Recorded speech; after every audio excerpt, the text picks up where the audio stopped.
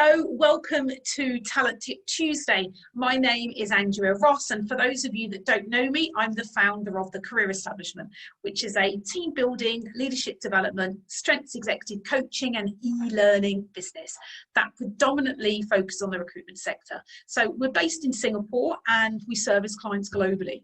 So I'm really delighted to announce the launch of our Talent Tip Tuesday series. And this quarter we'll be providing tips to recruitment professionals. The advice is also applicable to leaders, but we have specifically reached out to recruitment consultants or associates, principal consultants to find out what advice and tips they need right now. So for 10 minutes, I'll be sharing my experience having spent 17 years in the recruitment industry and a further 4 years as a corporate trainer to recruiters to help you to tackle a specific topic each week. So at the end of this session, we will be asking you to reach out to provide feedback and to tell us which topic you would like us to tackle next week. So let's kick off.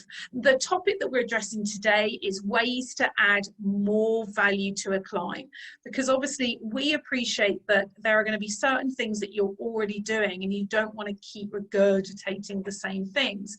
So as we know, you're probably providing great talented CVs to your clients, whether that's for specific roles or on a speculative basis, probably a lot more on the speculative side at the moment.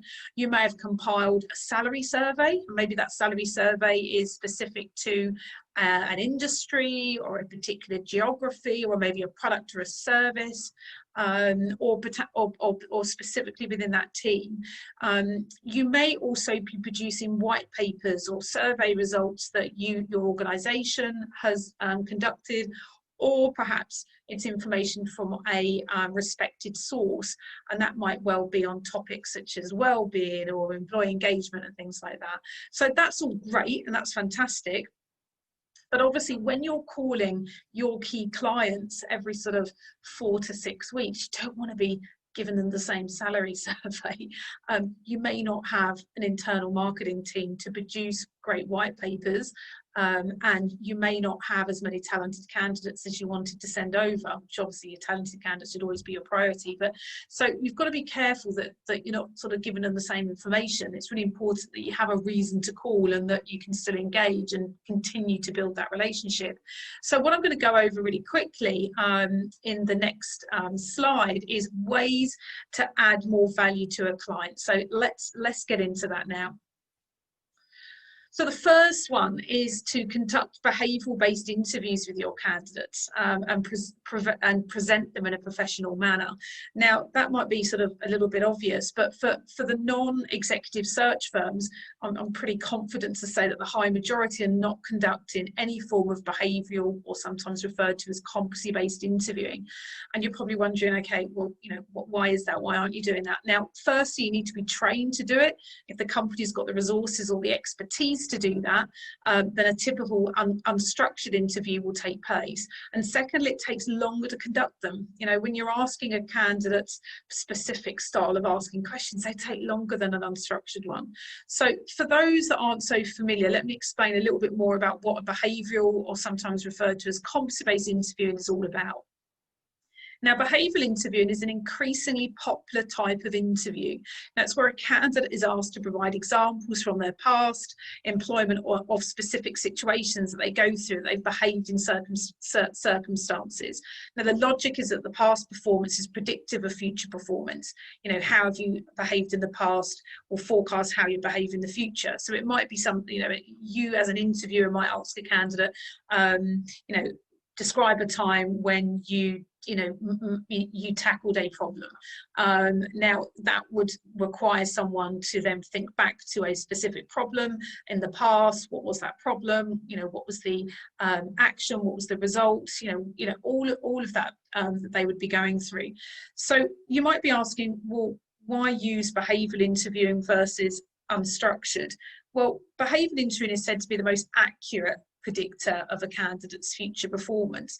So rather than simply taking a candidate's word for it, that they have the skills and capabilities required for the role, you know, instead of just saying, okay, run me through your work experience, or you just confirm you did this, you're really getting, this method of interviewing allows them to prove their worth and allows you to provide a more detailed summary of the candidate's competencies for the role that you're putting them forward for. So sometimes what happens with unstructured or sometimes traditional interviewing, using open questions like tell me about your past work experience often doesn't give you enough data to accurately evaluate a candidate. So as each candidate can choose to answer these questions in a completely different way, it also makes it hard to compare candidates in an objective way. So what typically happens is that during an unstructured interview, the recruiter tends to mostly judge candidates on how well they interview rather than their actual capabilities. That's something that we obviously want to get away from. Now, the next time you pick up a job, ask the client to clarify what are those key competencies for the role, and then start to focus on measuring them during an interview. It could be problem solving, right? It could be teamwork, it could be analytics, it could be a number of competencies. There's quite a lot of them. So you really want to get that client to actually ascertain which ones are the most important. There could be a number of them, but actually for that particular role, for that person coming into that team, what is the priority ones right now? You would still obviously ask unstructured as well. Obviously, it can't all be behavioural based, but it is a really, really important way to be. It's a very effective way of interviewing. Okay, so how can you move forward? First of all, ask if anyone in your company is actually trained in competency-based interviewing. And if so, ask them to teach you. Ask them to not only teach you on how to conduct it, but also the most important part is the preparation, how you're preparing your questions against the job specification, and then get them to watch you in action. So you're actually being assessed on that. Number two, as an alternative, is sign up for a behavioural competency-based interview course, whether it be face-to-face or via e-learning, but jump into one that allows you to be assessed, undertaking of those role plays. Now, at the Career Establishment, we have an e-course on behavioural-based interviewing, which enables you to be certified in this field, which, it will impress your clients. Then know what they're getting from you. So do reach out if you want to hear more about that. It's on our website at thecareerestablishment.com.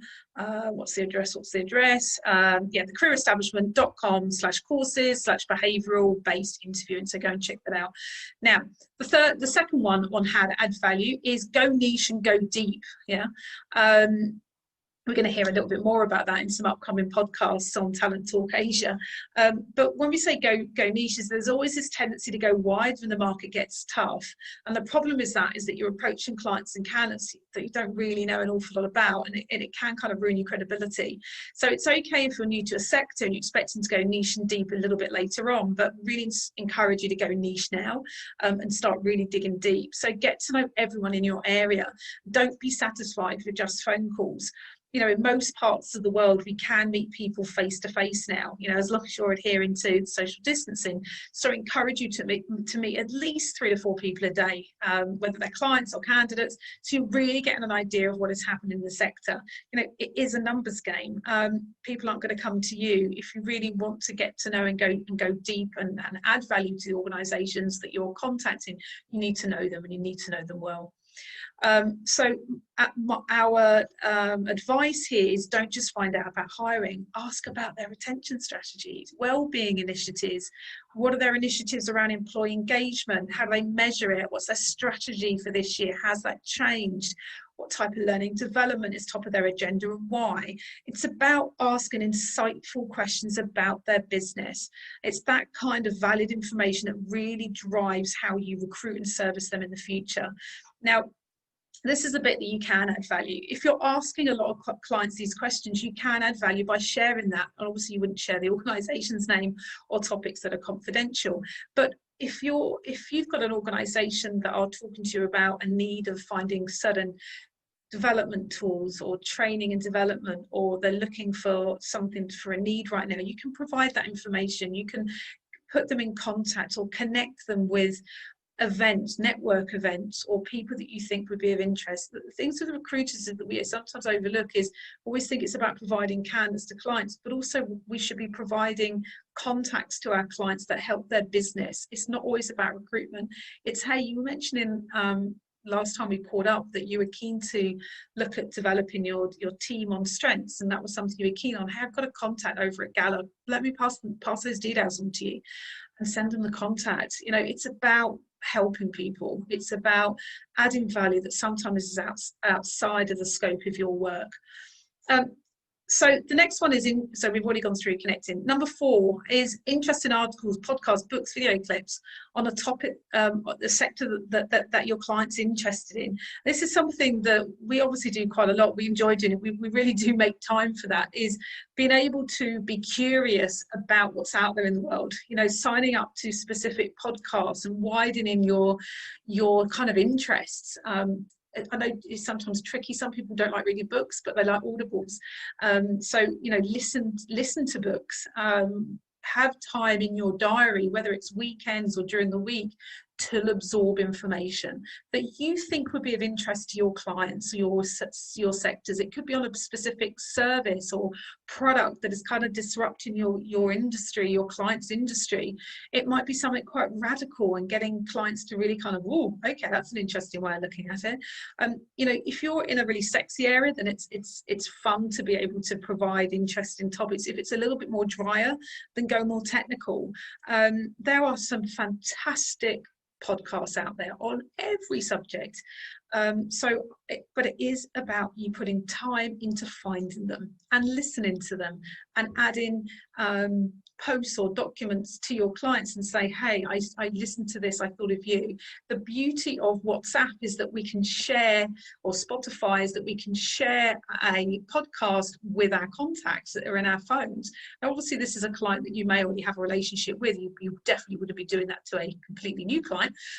Maybe you do, maybe it's something a bit different, but you're not necessarily going to know what your new client likes. But this really kind of forces you to really understand your client. You know, ask them when you're meeting them, what is it you're interested in? What's kind of gauging your interest at the moment? What are you curious about?